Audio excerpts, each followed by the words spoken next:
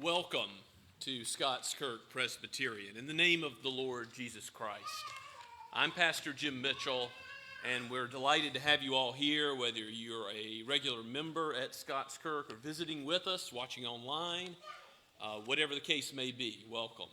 And also, please do remember that you're welcome to come on Sunday for our lessons and carols, where we'll have scripture readings and a service filled with song, praising the risen Christ for what he's done in coming to this world, so that light might cast out the darkness and that we would have eternal salvation through him.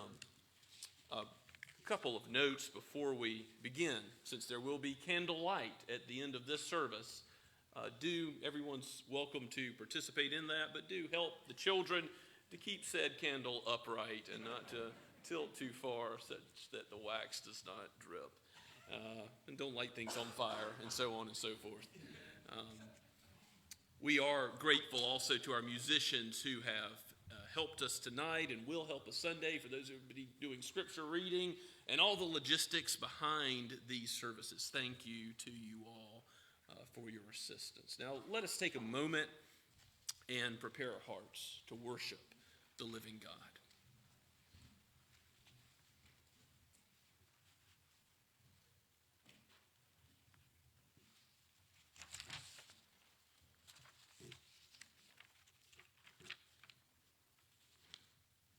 Now hear, as the Lord calls us to worship him, from Isaiah chapter 40, verses 3 through 5.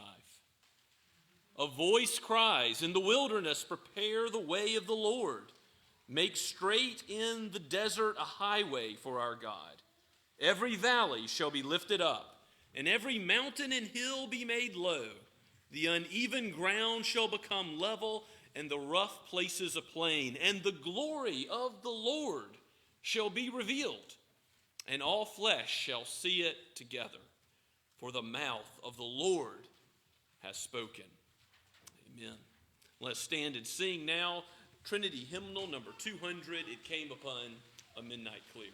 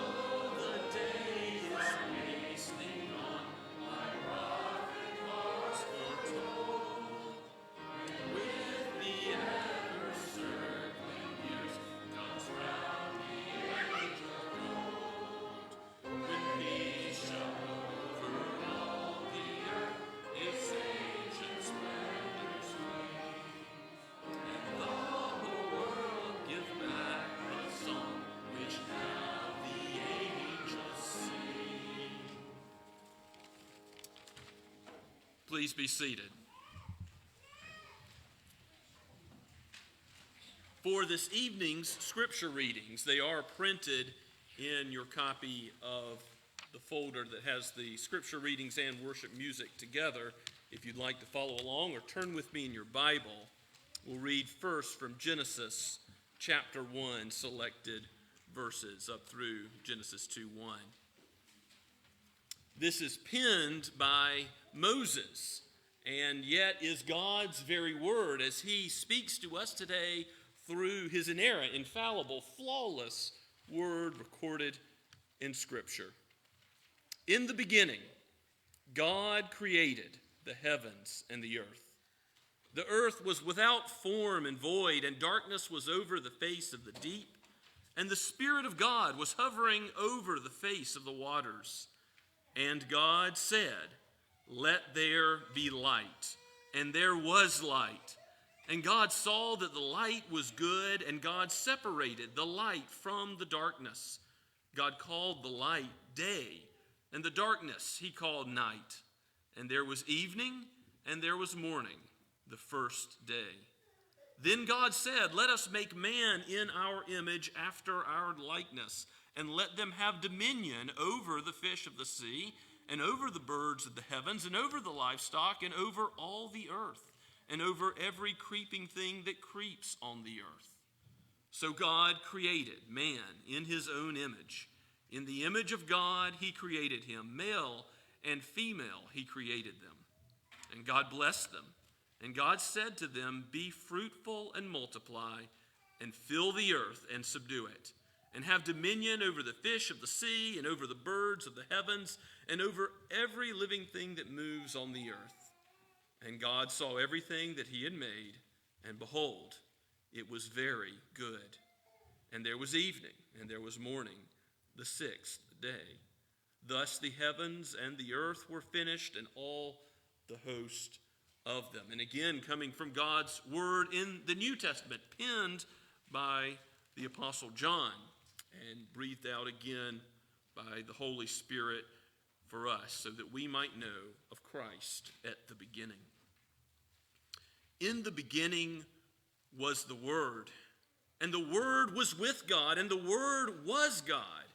He was in the beginning with God. All things were made through him, and without him was not anything made that was made. In him was life, and the life was the light of men. And the Word became flesh and dwelt among us, and we have seen his glory, glory as of the only Son from the Father, full of grace and truth. For the law was given through Moses, grace and truth came through Jesus Christ. And now finally from Luke chapter 2, a familiar section of Luke's gospel where we have the birth narrative of Christ. Hear God's word. In those days, a decree went out from Caesar Augustus that all the world should be registered. This was the first registration when Quirinius was governor of Syria. And all went to be registered, each to his hometown. And Joseph also went up from Galilee, from the town of Nazareth to Judea, to the city of David, which is called Bethlehem, because he was of the house and lineage of David, to be registered with Mary, his betrothed, who was with child. And while they were there, the time came for her to give birth. And she gave birth to her firstborn son, and wrapped him in swaddling cloths, and laid him in a manger, because there was no place for them in the inn. And in the same region there were shepherds out in the field, keeping watch over their flock by night. And an angel of the Lord appeared to them, and the glory of the Lord shone around them, and they were filled with great fear.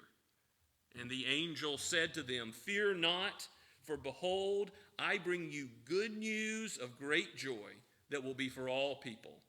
For unto you is born this day in the city of David a Savior, who is Christ the Lord. And this will be a sign for you. You will find the baby wrapped in swaddling cloths and lying in a manger." And suddenly there was with the angel a multitude of the heavenly host, praising God and saying, "Glory to God in the highest, and on earth peace among those with whom he is pleased. When the angels went away from them into heaven, the shepherds said to one another, "Let us go over to Bethlehem and see this thing that has happened, which the Lord has made known to us."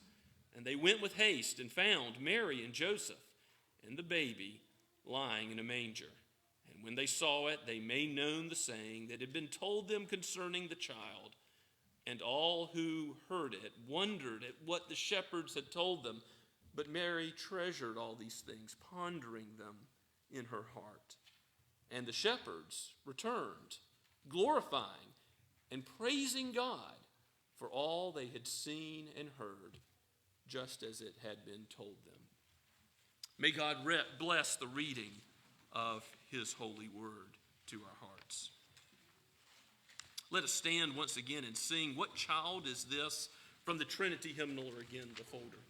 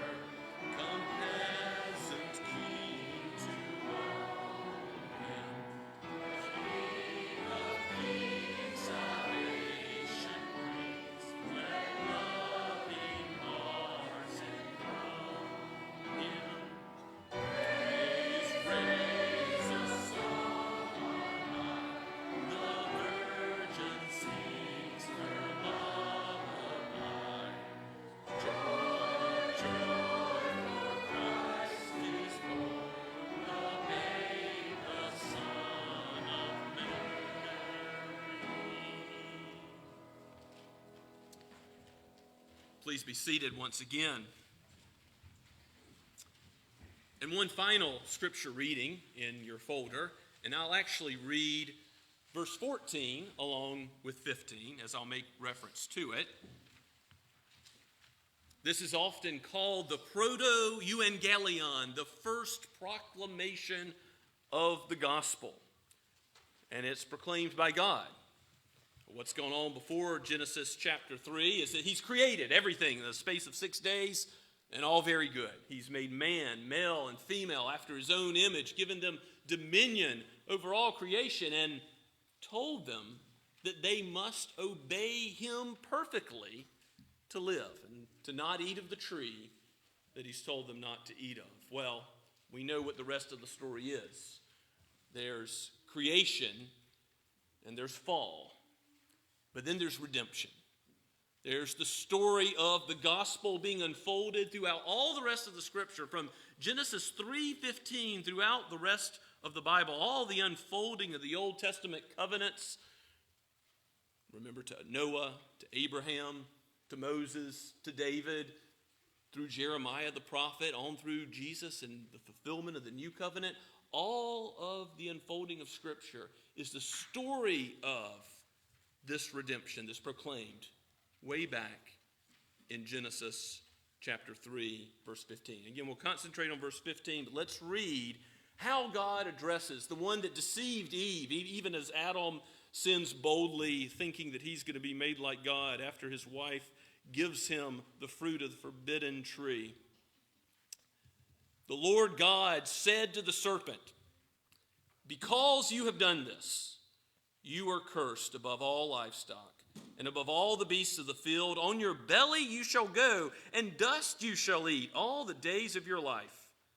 I will put enmity between you and the woman, and between your offspring and her offspring.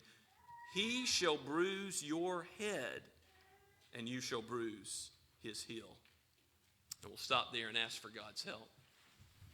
Oh, Holy Spirit, take your word, written thousands of years ago, and yet so truthfully and accurately they have called forth prophetically and predicted just what your Son came to do, to crush the head of the serpent, even the evil one, our accuser, Satan, the deceiver. Oh Lord, help us to flee our own sin, the influence of the world, and himself. Help us turn to Christ in faith, believing your word, believing your promises, even as we see them this evening, as we consider why Christ came to this world. We pray all of this in his holy name. Amen. So when God gave all of the animals for Adam and Eve to have dominion over, do you remember what opportunity they were afforded? They were able to name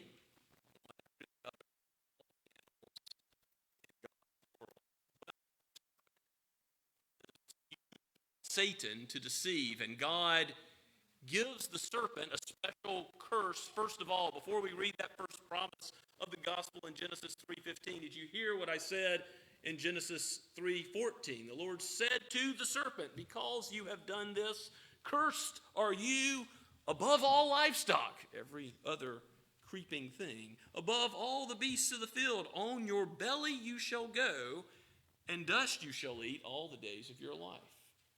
Well, what did the snake look like beforehand? We don't know. We can speculate. But there is still something, isn't there, children, to a snake slithering through some low country sand or some dirt or grass, and it's sneaky. No one wants to be compared to a snake. And rightly so, that dust-eating aspect of the serpent that God shows the judgment on Satan and all of his offspring, all of his minions, all the kingdom of darkness that fell with him, as Scripture later unveils.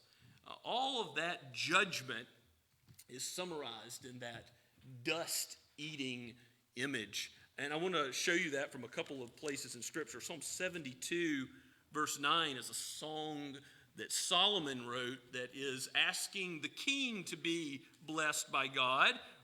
David, Solomon, others in the Israelite kingdom, but ultimately Christ. This is ultimately a blessing on Christ as the fulfillment of that king. It says in Psalm 72, verse 9, "May desert tribes, people from other places other than Israel, bow before him, the great king of Israel, and his enemies lick the dust."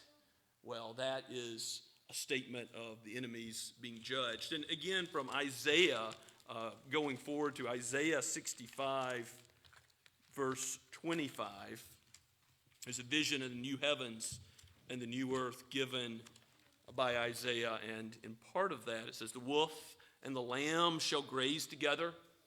That's what it was like in the garden. There was no violence or death before the fall.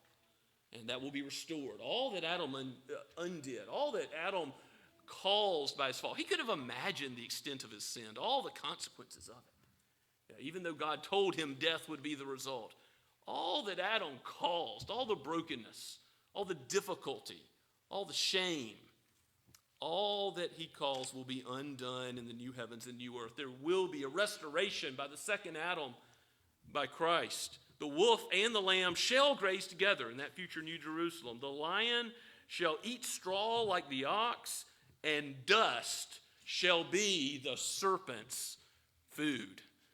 course, you can go all the way forward to Revelation and see how Satan and his kingdom will be judged forever in the lake of fire. His judgment will be sure and complete. And if God's word has promised it, just as in the first coming of Christ, it came about, so it will also come about in Christ's second coming. So when the serpent will eat dust, we ought to see that Christ is going to be this victor in this bruising contest. And I don't know if you see that in Genesis 3:15. He shall bruise your head.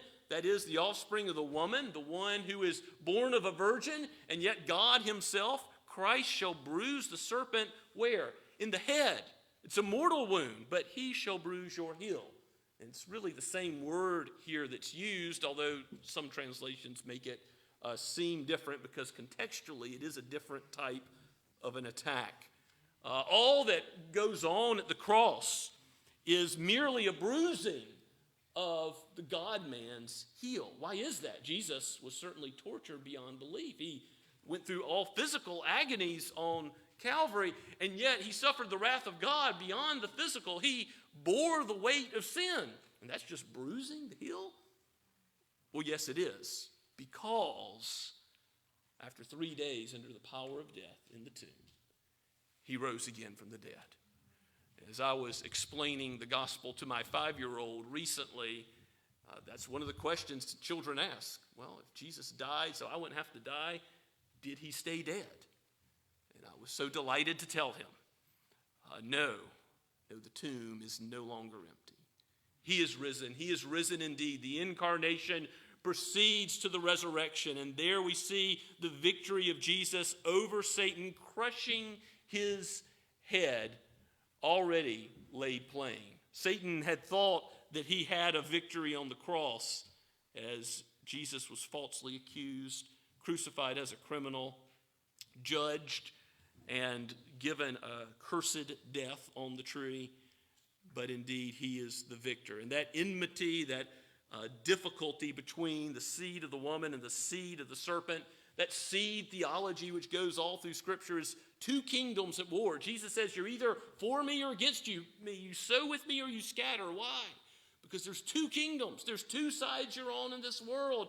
You have sinners who confess their sin and trust in Christ for that sin to be forgiven, for it to be washed and made as white as snow by his blood being applied to them. His righteous life given to the sinner. The sinner's unrighteous life given to Christ and atoned for. Or you have sinners, on the other hand, still in darkness, still under the dominion of the prince of the power of the air, as Paul says in Ephesians chapter 2. You have those still under the influence of Satan. Jesus says to the Pharisees, you are of your father, the devil, because he still sees this war between the seed of the serpent and the seed of the woman. That is, between the kingdom of the beloved Son, the kingdom of light, and the kingdom of darkness. This battle which will go on until the very end when Satan and his minions, their doom is sure.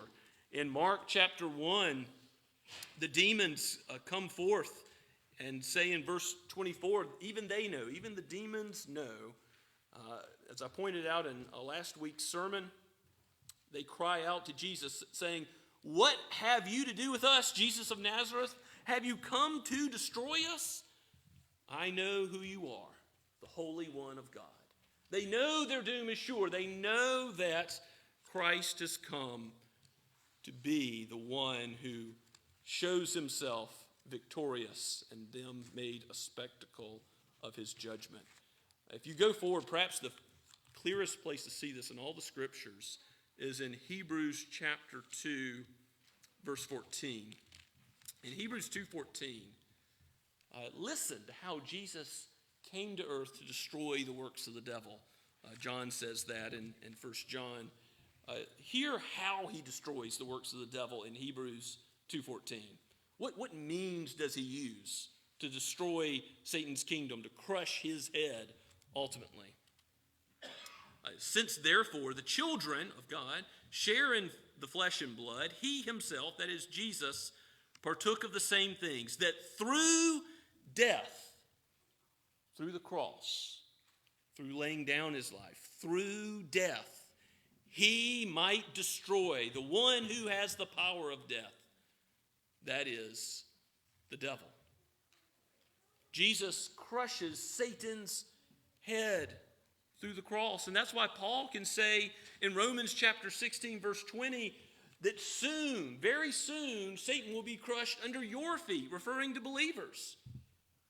We will share in that victory over Satan because we are in Christ. And Christ came. And one way this text, this first application of the gospel applies to you, child of God. If you believe in Christ today, you will know ultimately that you have victory in Christ, that you will share in his kingdom crushing Satan, and you will be secure in him forever because of what he's done. You know, this promise of the gospel isn't God saying to Adam and Eve, here's what you have to do now that you've fallen, you've disobeyed. No, it's God saying, here's how I'm going to rescue through my beloved Son. And what his beloved Son is doing right now in your life, if you're a child of God, is he is conquering Satan's kingdom in you. He's ruling more and more so that you do not take part in the deeds of darkness, but that more and more you live unto Christ. That sanctifying influence of the Word of God in your life as a Christian comes about because we're not stuck in sin.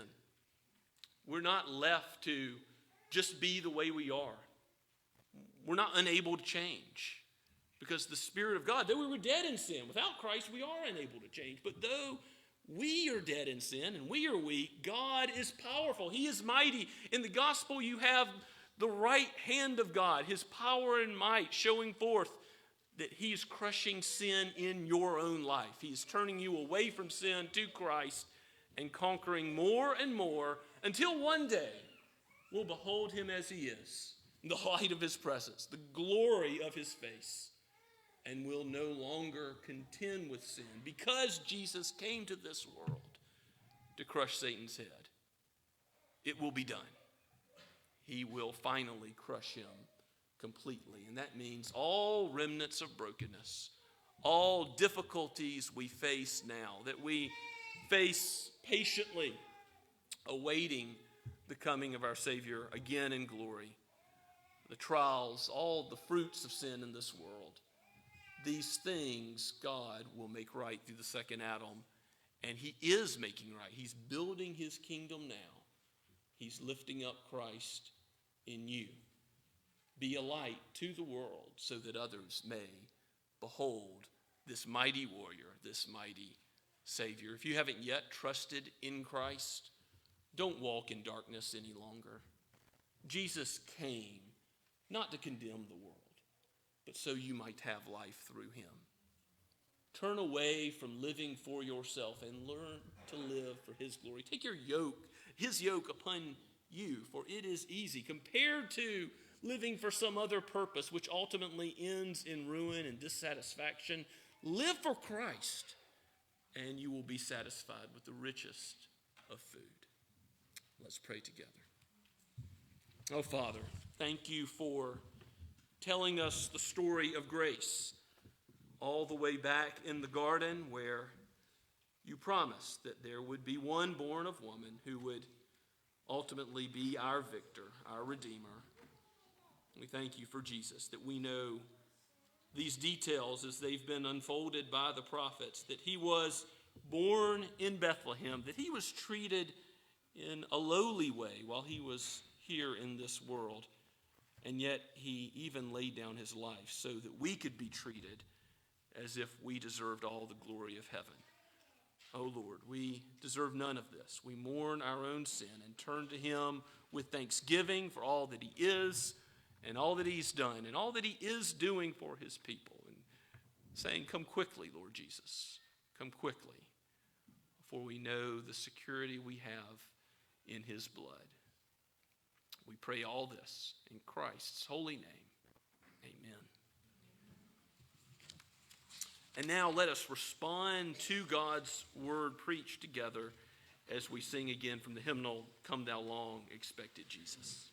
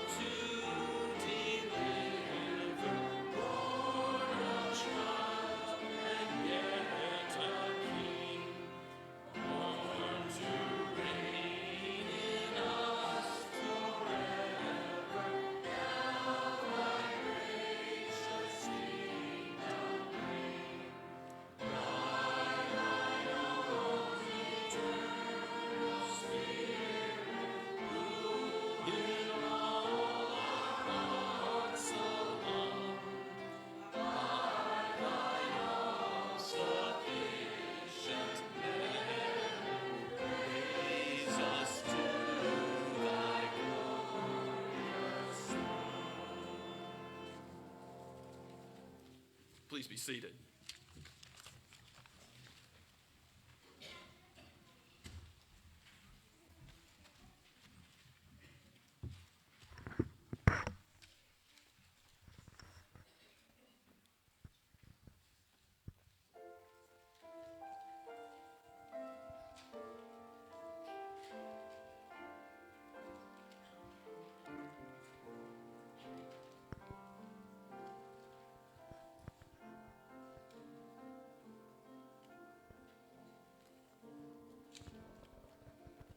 See amid the winter snow, born for us on earth below.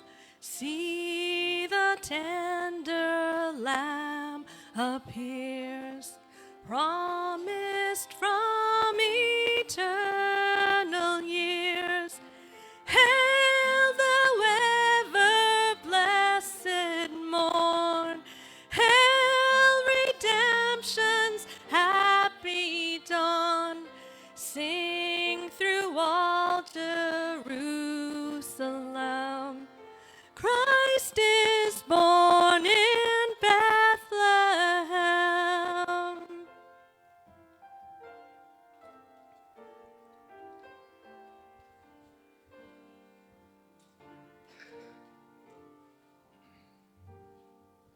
Lo, within a manger lies He who built the starry skies. See the tender appears, promised from eternal years. Hail thou ever-blessed morn. Hail redemption's happy dawn. Sing through all Jerusalem. Christ is born in Bethlehem.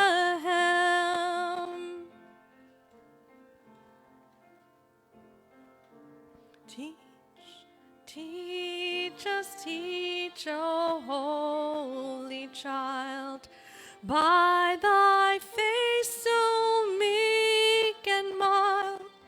Teach us to resemble thee in thy sweet humility. Hail thou ever-blessed morn. Hail redemption's happy dawn. Sing through all Jerusalem. Christ is born in Bethlehem.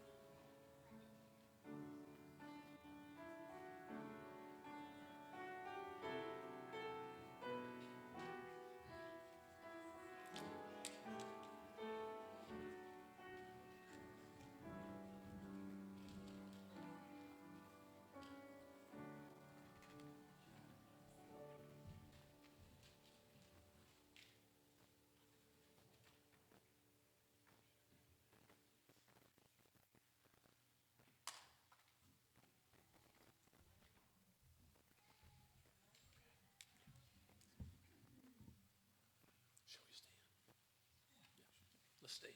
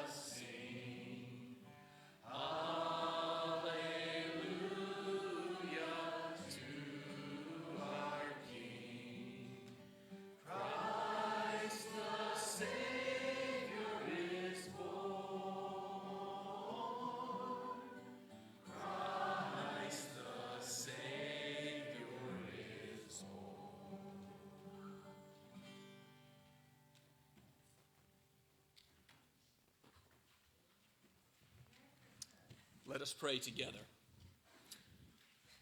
O Lord Christ, how thankful we are that you came to deliver. Help us to trust in you, to believe the promise of the gospel, and for you to shepherd your sheep all the way home. Guard us, we pray. Keep us from the evil one. Give us spiritual safety in him, in whose powerful name we pray. Amen